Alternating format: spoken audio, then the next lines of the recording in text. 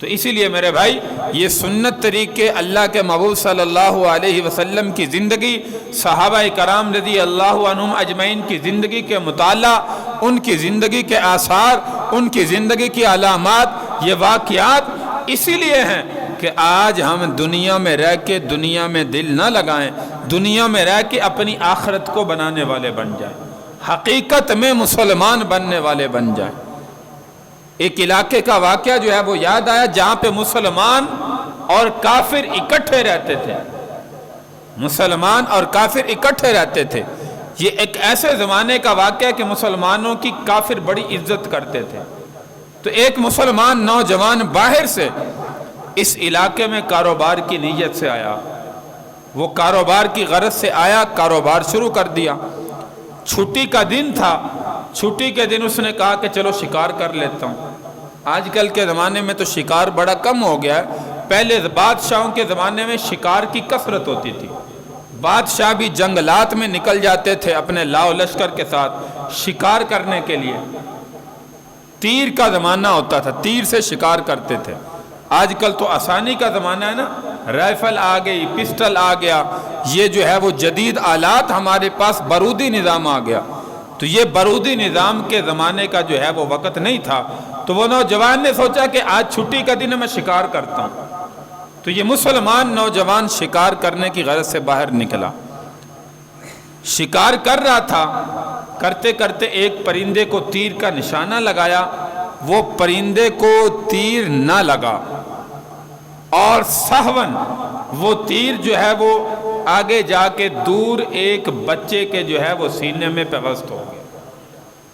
اور بچہ وہیں پر گر کر جو ہے وہ فوت ہو گیا۔ اب اس نوجوان نے جب آواز سنی دوڑ کر گیا تو دیکھا کہ وہ میرا تیر تو کسی بچے کے سینے میں پیوست ہو گیا، بچہ جو ہے وہ مر گیا،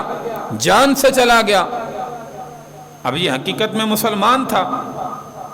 اس نے اب جو ہے وہ علاقے کے اندر اس بچے کو اٹھا کے لے گیا، پتہ کیا کہ یہ بچہ جو ہے وہ کس کا بیٹا ہے، اس کے گھر میں گیا، کہا جی یہ بچہ صاحباً مجھ سے جو ہے وہ قتل ہو گیا ہے، میں نے نشانہ پرندے کو لگایا تھا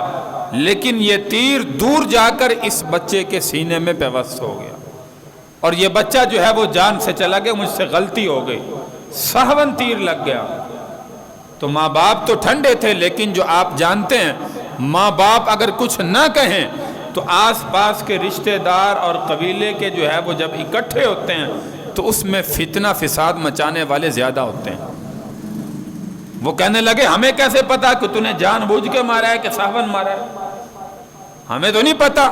شاید تو نے جان بوجھ کر قتل کیا۔ تو اس نوجوان نے کہا اگر میں جان بوجھ کر کرتا تو وہاں سے بھاگ جاتا، جیسے آج کل ہماری روٹین ہے کہ تھوڑا سا کسی کا نقصان ہمارے ہاتھ سے ہو گیا،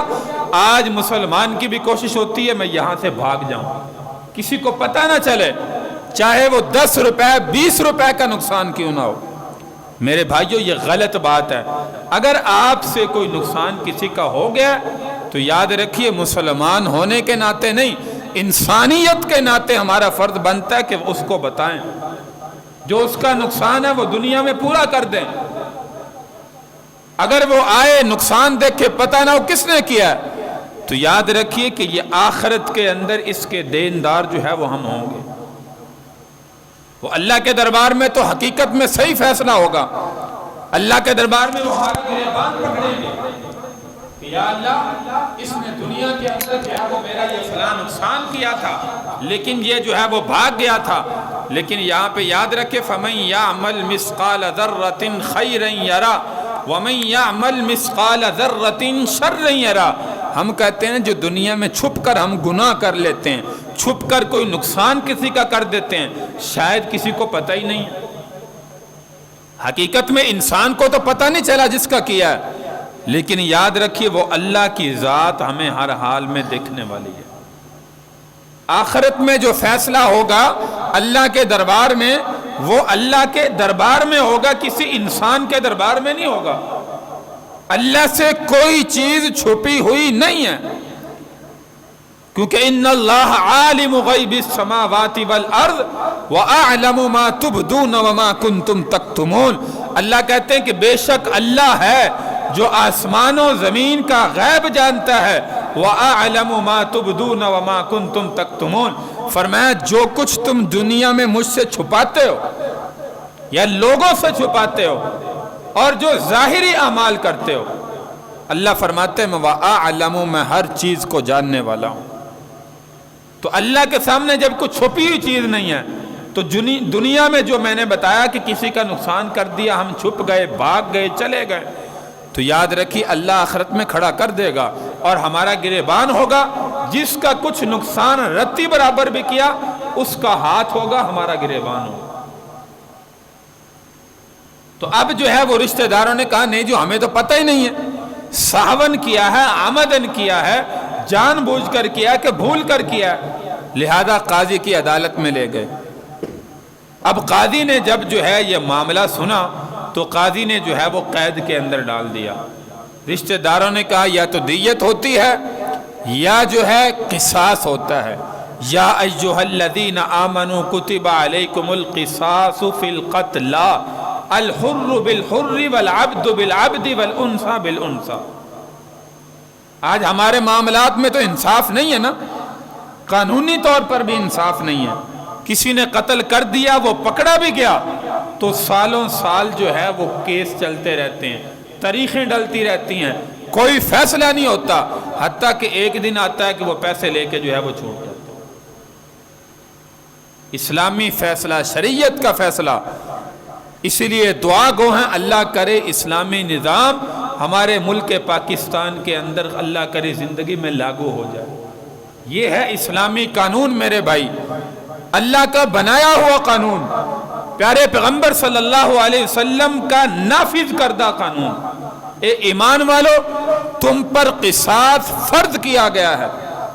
یا ایھا الذین آمنوا کتب علیکم القصاص فی القتل، قتل میں قصاص فرض کیا گیا ہے۔ الحر بالحر والعبد بالعبد والانثى بالانثى، آزاد بندے نے کسی کو قتل کیا اس کے بدلے میں آزاد کو قتل کیا جائے، غلام نے قتل کیا اس کے بدلے میں غلام کو قتل کیا جائے، عورت نے عورت کو کیا اس کے بدلے میں عورت کو قتل کیا جائے۔ اللہ کا قرآن کا فیصلہ ہے، یہ نہیں کہ پاکستان کا قانون بنے یہ نظام ختم ہو جائے۔ حقیقت میں اسلامی نظام یہ اس وقت بھی موجود ہے، سعودی عربیہ کے اندر جو ہے وہ موجود ہے۔ اللہ تبارک و تعالی ہمارے ملک میں بھی اسلامی قانون جو ہے وہ نافذ کرے۔ تو اب کہا جی قصاصاً، اس کے بدلے میں اس کو قتل کیا جائے گا۔ قاضی نے فیصلہ کر دیا، کہا اس کو قید میں ڈال دو، جمعے کی نماز کے بعد جو ہے وہ اس کو جو ہے وہ سرِ عام قتل کیا جائے۔ اب قید کے اندر اس نوجوان مسلمان کو ڈال دیا گیا، جمعے کو فیصلہ ہونا تھا، 2-3 دن پہلے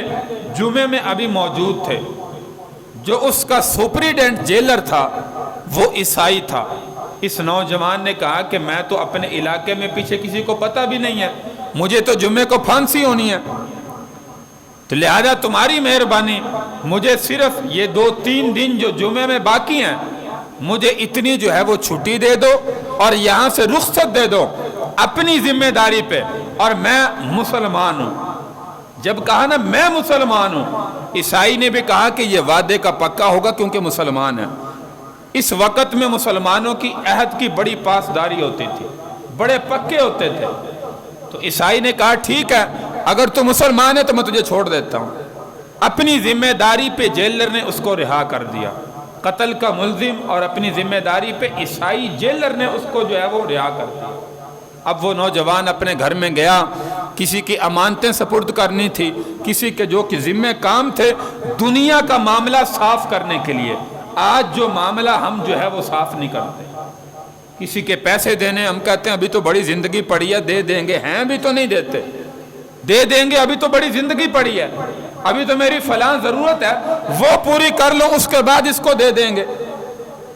وہ بھی ضرورت پوری ہو جائے پھر کہتے ہیں جو کوئی ضرورت پڑ سکتی ہے لہذا رکھ لیتے ہیں، اس کو نہیں ابھی دینے۔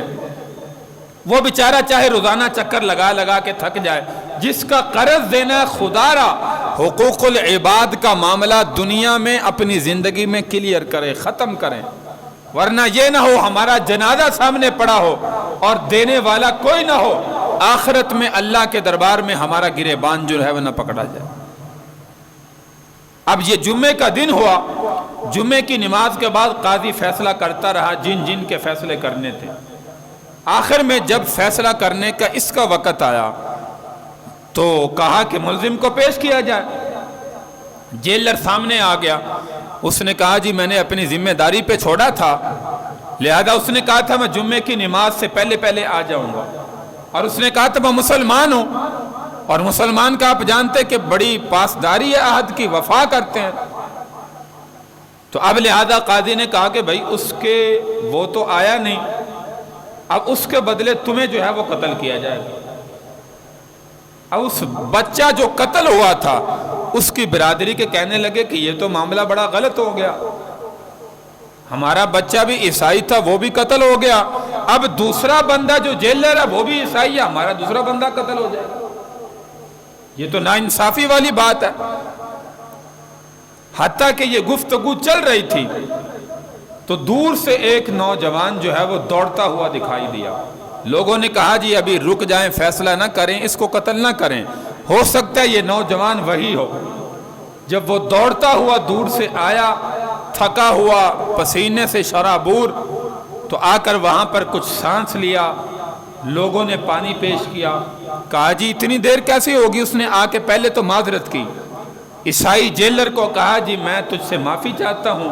اصل میں وقت پر آ جاتا، لیکن جہاں سے آ رہا تھا راستے میں دریا تھا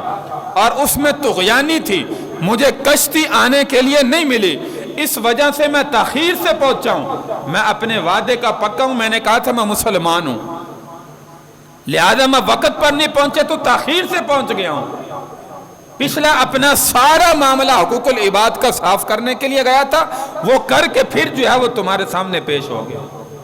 اب جج نے کہا جی اس کو پھانسی پہ لٹکایا جائے۔ رشتہ داروں کا ذہن اللہ نے ایسا بدلا، رشتہ دار جن کا بچہ قتل ہوا تھا وہ کہنے لگے قاضی صاحب آپ نے تو فیصلہ کیا ہوا ہے، لیکن اب ہم جو ہے وہ اپنا فیصلہ واپس لیتے ہیں، اس کے قصاص کا جو بدلہ ہم نے لینا تھا وہ ہم قصاص اس سے جو ہے وہ نہیں لیتے، کیونکہ اس نے اپنا وعدہ جو ہے وہ وفا کیا ہے، وعدے کی پاسداری کی ہے کہ یہ تاخیر سے کسی مجبوری سے پہنچا، لیکن قید سے رہائی ملنے کے بعد جیلر کی ضمانت پر جانے کے باوجود بھی یہ مسلمان نوجوان جو ہے وہ وقت پر واپس آ گیا، لہذا اس کے واپس آنے کی وجہ سے ہم جو ہے وہ قصاص جو ہے وہ نہیں لیتے۔ اور دوسرا اعلان ہمارا یہ کہ ہم تمام مجمع کو گواہ بنا کے ہم بھی اسلام میں جو ہے وہ داخل ہوتے ہیں، ہم بھی کلمہ پڑھتے ہیں کہ ہم بھی اس بچے کا جو دین ہے اس دین کو قبول کرتے ہیں کہ اس نے جو ہے وہ وعدے کی وفا کی ہے، پاسداری کی ہے، لہذا اس نوجوان نے جو ہے وہ فرمایا کہ واپس آ گیا۔ تو دیکھیے میرے بھائی ایسے جو ہے وہ حقیقت میں مسلمان ہوتے ہیں۔ آج ہم بھی مسلمان ہیں، اپنے آپ کو مسلمان کہتے ہیں، جہاں پہ ہمارا جو دا لگتا ہے وہ لگانے پر جو ہے وہ ہم مجبور ہو جاتے ہیں، یہ نہیں سوچتے کہ ہم مسلمان ہیں۔